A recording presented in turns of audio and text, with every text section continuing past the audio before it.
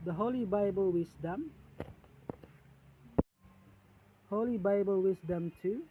Mga kabanal, nagsasalaysay na naman ako sa mabuting balita na nasa banal na aklat na ang Biblia. Para sa aking kalaman, ang banal na Biblia ay magkasinturad lang ng Book of Life kasi sa mga salita ng Diyos lang ang mga nilalaman. Sa aklat ng buhay at banal na Biblia, mas banal na aklat ang aklat ng buhay kaysa sa banal na Biblia.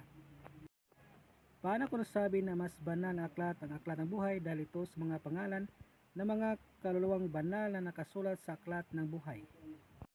Samantalang banal na Biblia ay mayroong mga masasamang salita, ngunit ito ay nasa kamay ng makapangyarihang tunay Panginoong Diyos sa mas langit at Panginoong Kristo na nasa langit.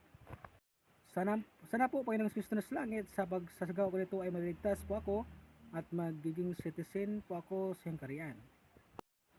Sa ngalan ng tunay Panginoong Diyos sa mas langit, tunay Panginoong Kristo na sa langit at tunay na banal na Espiritu Santo na sa langit, banal na Amen at himalang Amen.